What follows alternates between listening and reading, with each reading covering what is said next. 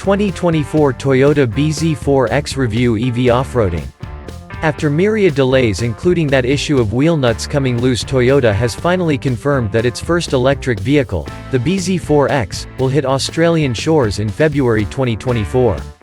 It will do so in a mildly updated guise, with BEV, badging and improved cold-weather charging prowess. When we were invited to Japan for a preview of Toyota's electric future, or, rather, the battery-electric vehicles it believes will form just one part of a multi-powertrain future involving plug-in and series-parallel hybrids, sustainable fuels, and hydrogen fuel cell electric vehicles, a Bz4X was provided for us to sample around a technical off-road course. It's the same loop of Nagoya's Sanage Adventure Field Bar 2 particularly technical sections used for the Japanese launch of the 300 Series LandCruiser in August 2021, so it ought to tell us something about the Bz4X.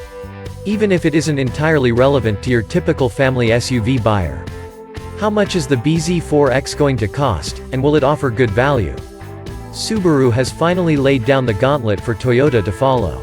If Toyota's Bz4X comes in above $77,990 before on-road costs, there'll be precious few buyers opting for the dearer, near-identical sibling.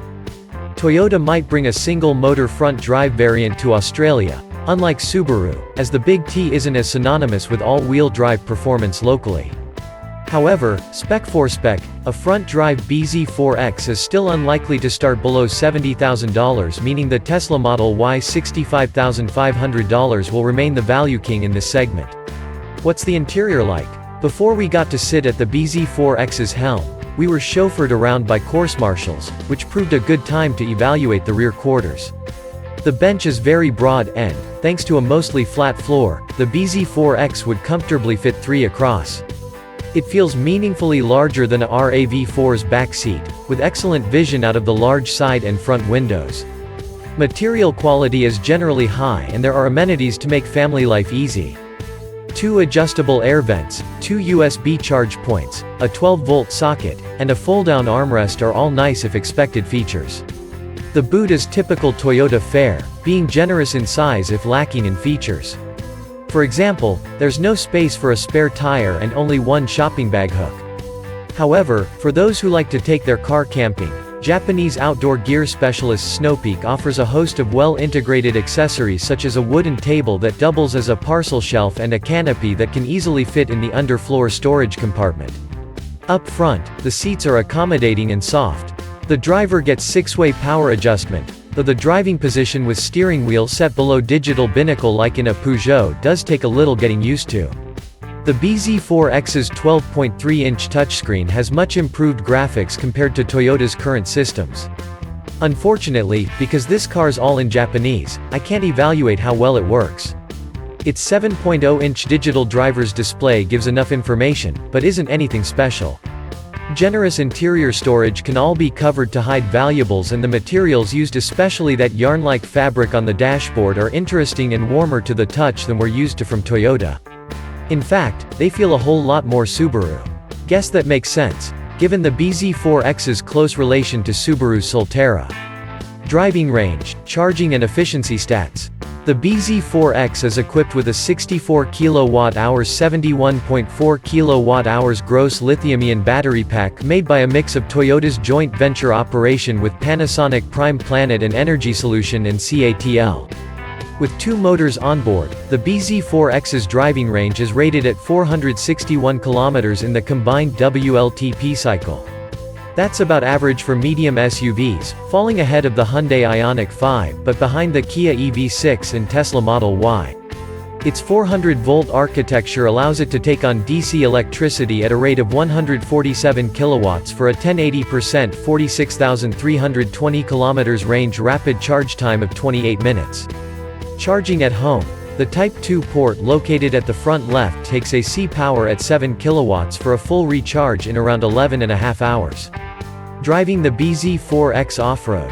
Instead of doubling the number of 150 kilowatts motors for 300 Corso as most rivals seem to do, Toyota decided to pack a pair of 80 kilowatts motors in the all-wheel drive Bz4X for total outputs of 160 kilowatts and 337 Nm.